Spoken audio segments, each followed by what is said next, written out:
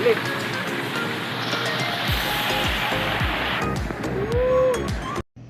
morning guys. Nandito tayo ngayon sa Misamis Oriental. Dito yan sa lugar ng Balinguan Port. Tayo pupunta ng Camiguin. Siya nga pala guys, galing kami ng Cagayan de Oro. So medyo mahaba lang yung biyahe. Kung bus siya, mga 2 oras mo siya ita-travel.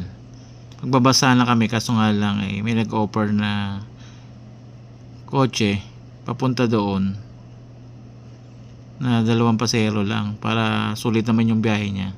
Sinabay kami punta rito, kaya tama-tama rin naman para mabilis din yung biyahe. So more than 1 hour lang namin nakuha. So guys, ito yung kanilang pinakabayaran at tayo magbabayad. At nung nakabayad tayo, matapos tayo magbayad doon para sa ferry, meron pa palang babayaran dito, yung terminal fee at saka environmental. Yan guys, medyo umambon. At nandito na tayo sa Balinguan Port. Pupunta tayo ng Binoni Port. Dito tayo mag-aantay at sa likuran nito yung sakayan. Guys, nandito na tayo sa loob, ang kanilang pinaka-waiting area bago tayo mag-onboard. Hi guys, nandito na tayo sa Balinguan Port at tayo nakakuha na ng ticket at meron din silang terminal fee na 15 pesos at meron silang I think environmental ito, 15 pesos ang isa.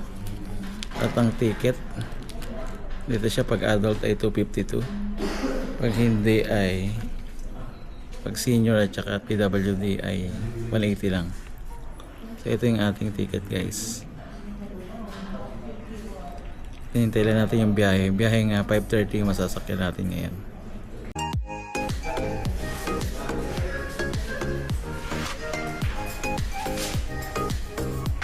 And guys, yung picture area ng Balinguan Port. Tayo yung mga pasahero. Pipili na kami guys. Kami ay sasakay na ng barko. Mahigit 1 oras. Papunta lang sa Binoni Port. Ayun guys, papunta lang kami ron sa aming sasakyan na ferry. Tara.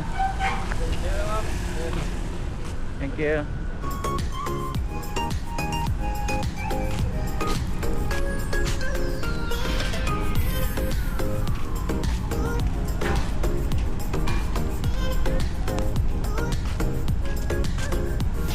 May biyahe rin pala rito na puntang Bukor.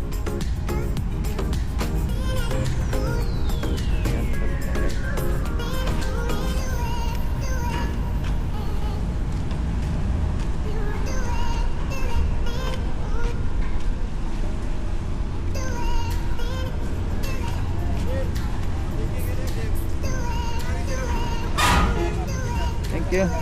Ito pala daan.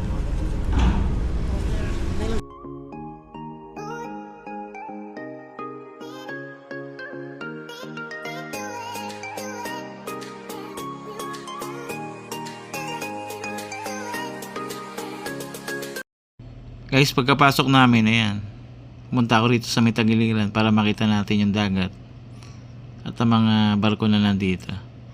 Yan yung guys ang ating kaulapan. Madilim, mukhang maraming ulan na ibubuhos. So kakaiba yung ating travel ngayon na gagawin kasi hindi mainit. Hindi katulad dun sa Cagayan de Oro na mainit ang panahon kahapon. Ayan guys, tingnan nyo naman yung katabi natin. Mukhang maalon talaga ng gusto ang dagat ngayon, tapos bubuhos pang ulan. Pero ganun pa man, naway ingatan tayo ng Panginoon sa ating pagbiyahe. Kung kami nakaalis na, tingnan nyo naman ang kalagatan. Napakaalon, maulan. I hope na magbago pa yung panahon pagdating mamaya. Alam naman natin pabago-bago ang panahon. At syempre malayo-layo pa rin naman itong travel natin. Siya nga pala guys, nandito tayo sa loob ng aircon. Kaya yan, nasa salamin tayo. At At siguro mamaya na natin tutuloy yung ating pag-vlog pag pababa na tayo. Kasi medyo nahihilo ako. Sobrang maalon.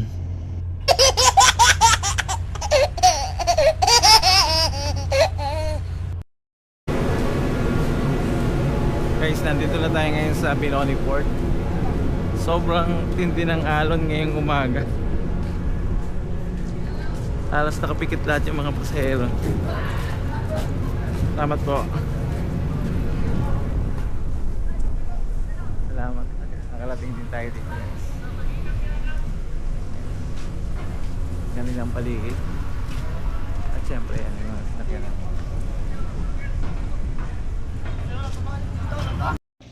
Welcome guys dito sa lugar ng Binoni Port. Ito yan sa Camiguin, sa lugar ng Mindanao. Guys, first time natin makapasyal dito, pero mukhang may ibang ating itinerary. Dahil ang mga pupuntahan natin sana ay island. Guys, tignan natin kung ano yung pwede nating ma-rent na sasakyan. Kasi mahirap maghabal-habal ngayon kasi umuulan.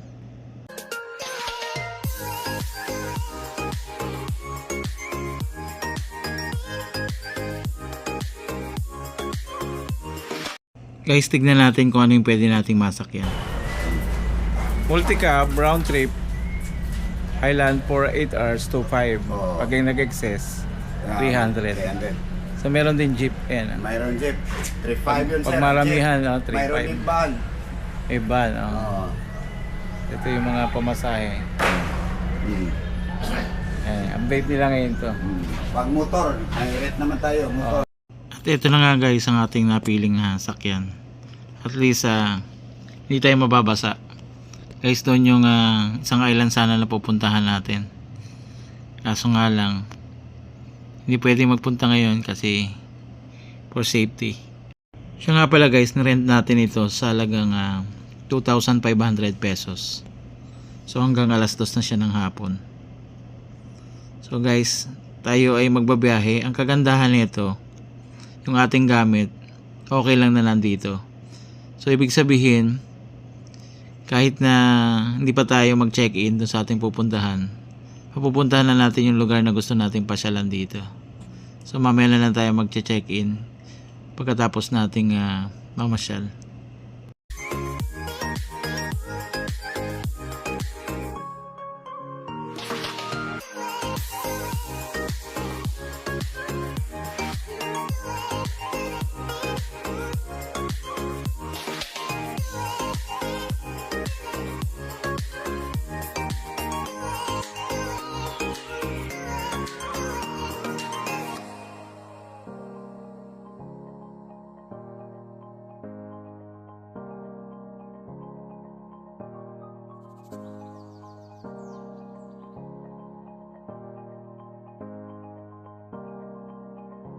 Thanks guys sa inyong panonood ng ating vlog. Kaya ka narito ngayon sa aking channel. At welcome sa ating first vlog dito sa lugar ng Mindanao. Sa lugar ng Camiguin. So siya nga pala guys, madalas ang ating magiging vlog ay kadalasan DIY. Kasi mas gusto ko na kung ano yung loobin ng Panginoon na mapuntahan natin, mapasyalan. Katulad ngayon, hindi natin maaaring mapasyalan ng island. So, sa iba namang bagay, pwede namang meron tayong iba magawa. Katulad nito mga tour dito sa kanilang lugar. Guys, samahan nyo kami hanggang dulo. Panonood ng vlog na ito. At naway, ma-enjoy nyo at may share namin sa inyo ang mga memories na nais naming magawa sa lugar na ito.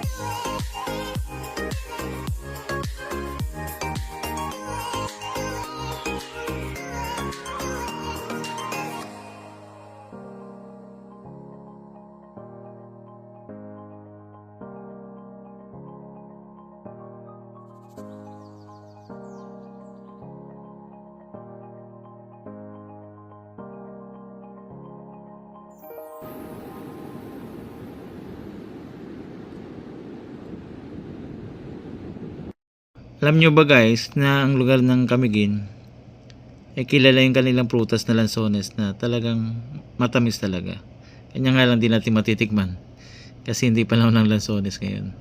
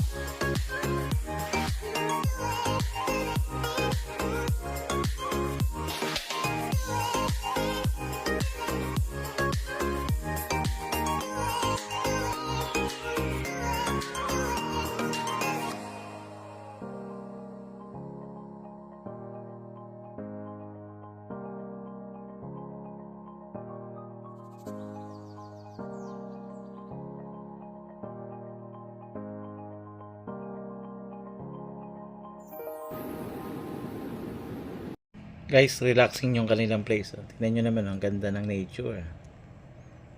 Talagang ma-enjoy mo at makapag-relax ka. I hope na nakakatulong din sa atin habang tayo nanonood ng vlog na ito.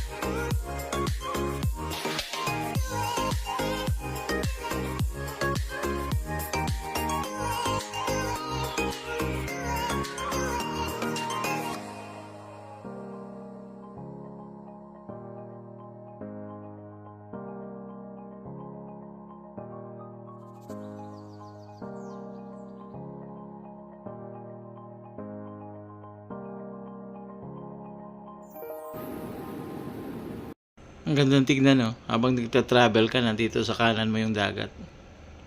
Siya nga pala guys, yung ating unang pupuntahan ay falls. Tingnan natin kung anong klaseng falls yung ating makikita. At kung gaano siya kalayo.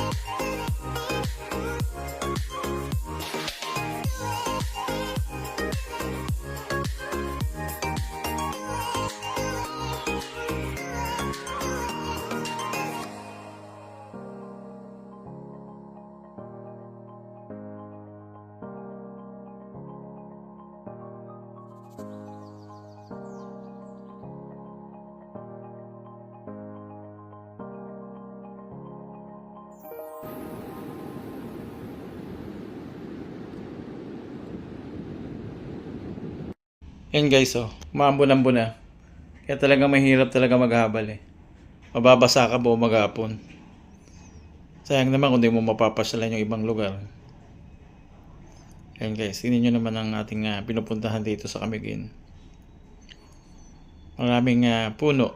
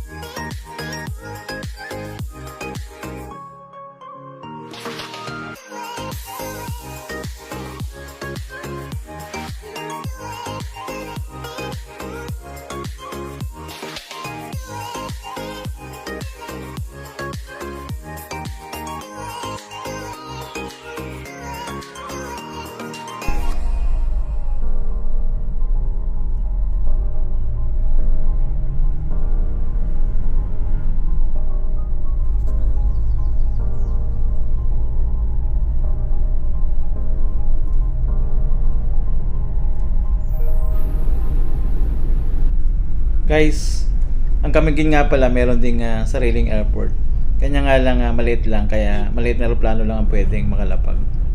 So kung ikaw naman ay medyo may budget, pwede kang pumunta ng Cebu, from Cebu papuntang Camiguin para less hassle sa pagsakay ng sasakyan from Cagayan de Oro to Balinguan Port at pagsakay patungo dito sa Binoni Port at pagbiyahe papunta rito. So nasa loob ka na agad kapag ganun yung biyahe mo ng eroplano.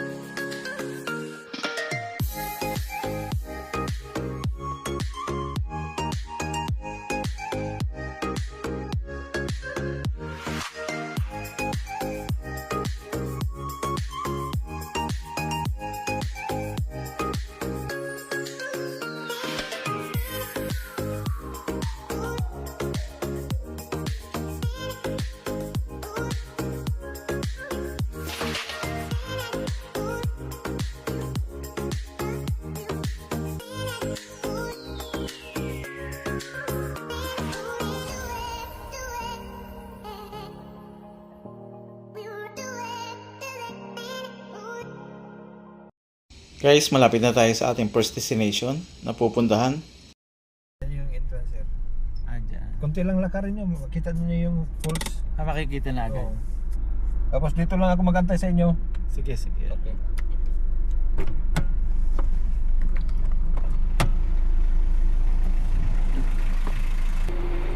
Hey guys, nandito na tayo sa Katibawasan Falls. Pasok tayo. At salamat kay Kuya Owen. Okay lang ba, Kuya Owen? Yung ating driver, ating maghapon. Ito na yung kinuha natin para maghapon na. Hindi visible ngayon yung Antigua. Pasok tayo guys. Magandang umaga po. Nandito tayo sa Katibawasan Falls. Anong 8 to 5 yung kanilang time dito. Pasok tayo. Pagamat maambon, ayos lang yung tubig naman to mababasa talaga tayo.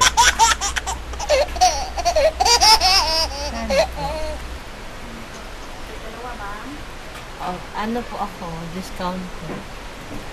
PWD. 75 ang kanilang entrance. Tapos may discount ang Wala.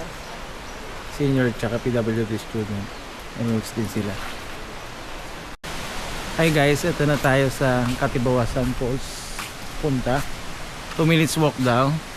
So 75 ang entrance. At pag senior PWD student, Oh, ang ganda. 65 lang. Wow. 60. Yun guys. Ganda ng falls niya. Ang ganda. Kaya pala yung iba naliligo. Bawasan Falls. Katibawasan Falls. Ayan guys.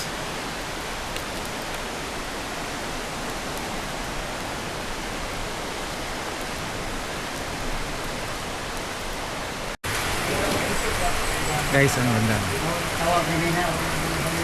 Ang lakas ng ulan Walang tao sa falls. Kaya guys, ang ginawa na lang namin muni muna kami at pinakikinggan ng patak ng ulan at ang baksak ng tubig mula doon sa falls. At guys, punta tayo sa susunod natin destination. Hello guys, nandito na tayo sa Arden Hot Spring. Tingnan natin kung hot spring pa hanggang ngayon.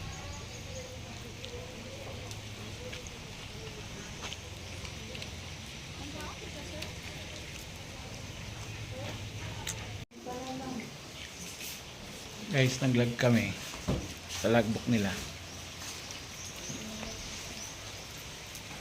Para alam nila yung mga guests na pumapasok. Ang pinuntahan namin guys ay Puro mga liguan. Hindi naman kami naliligo. Yan, dito tayo ngayon sa Ardent Ibok-Hibok Spring Resort. Dito yan sa Tagdo, Mambahaw, Camiguin. Nakakatuwa lang kasi nakaka-relax kasi puro nature. Kaya kung kailangan mo mag-unwind, this is the best place na pasyalan. Ayan guys.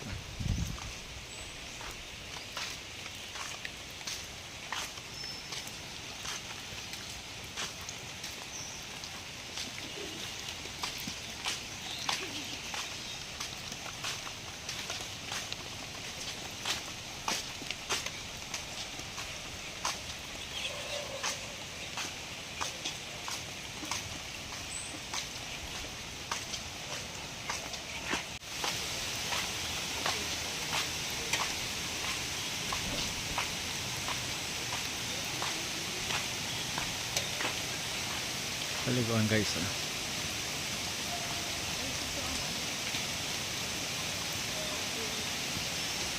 Hindi ka maligo. Pero yung nice nila, no?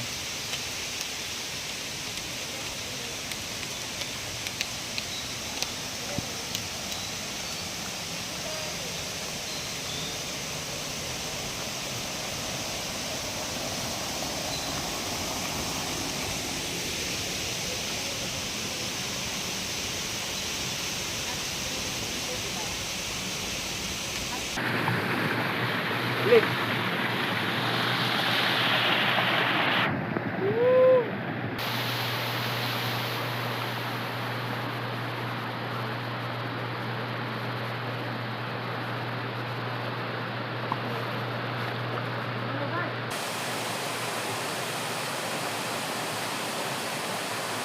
Papalit ko lang. Papalit ko.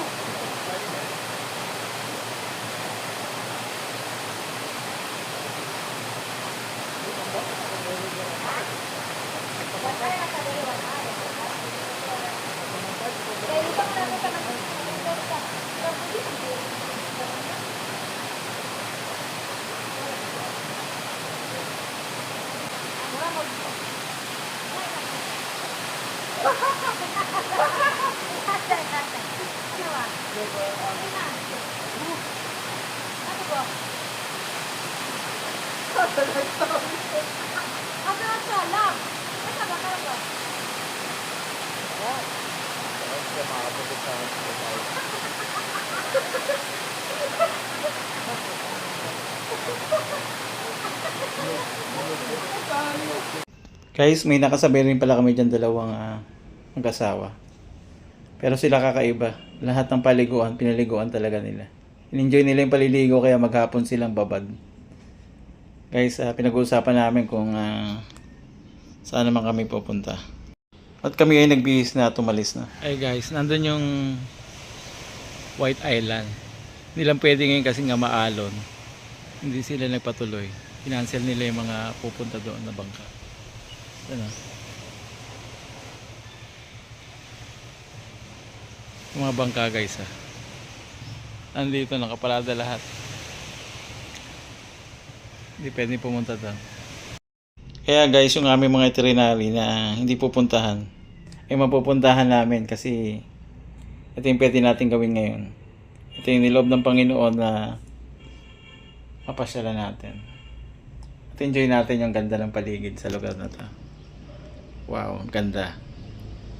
Nakaka-relax.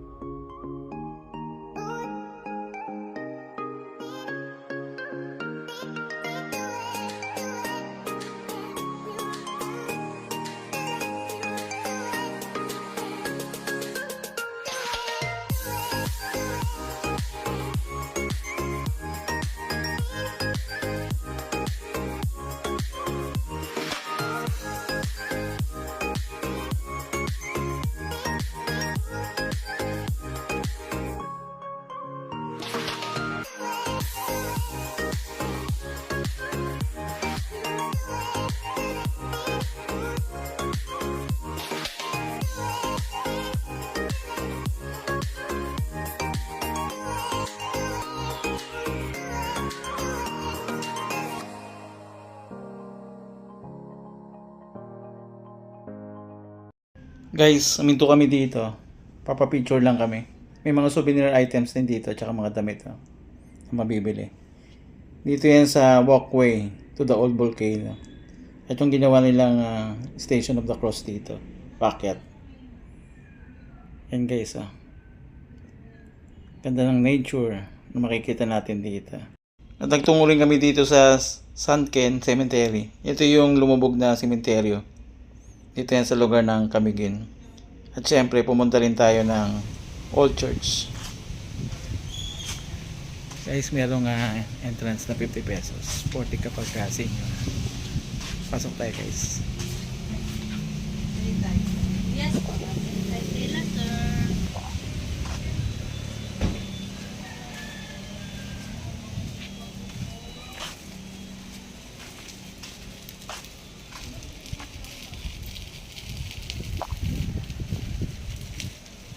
Guys, pinuntahan natin yung lugar na ito. Dahil lang place daw na ito ay makasaysayan. Pakinggan natin yung nag-tour sa amin sa lugar na ito. Ano bang kwento? Mismo yung simbahan nila po. Nasira ito before. dahil sa pagputok ng Mount Volcano. May 13, 1871 siya nasira. Okay. Tapos 1623 din siya tinayo. Spanish time. Kaya 403 years po niya. Tapos ito po is kasama siya sa Sunken Cemetery pag sira po. Kasi volcan na nakasira dito is Mount Volcan.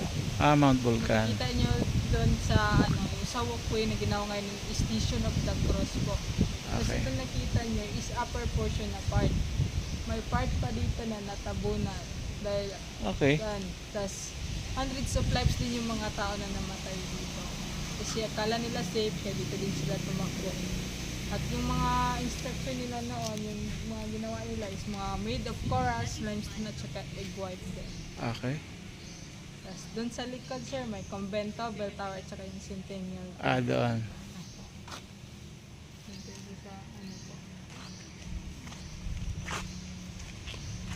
So may mga tao rin na namatay dito. Opo sir, hundreds of lives po. Wow. Dami. Bukan sila dito. Kasi nangyari din yun is gabi po, yung 6 p.m. po. 6 p.m. ng gabi nangyari. Guys, ito na lang yung structure na natira.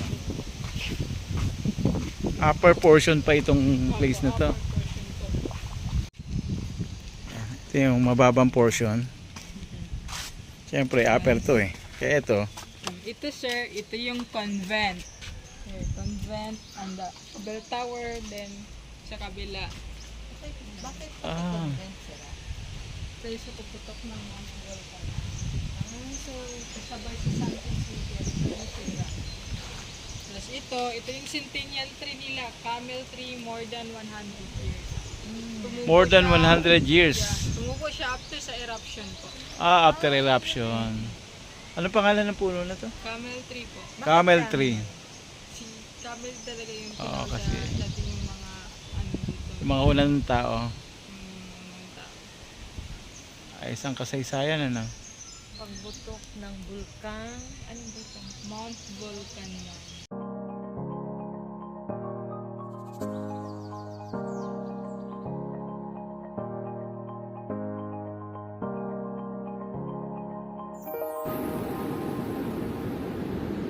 Guys, yan yung kasaysayan sa lugar na ito na ating napasyalan. Saksi ang matagal na punong ito na nakatayo.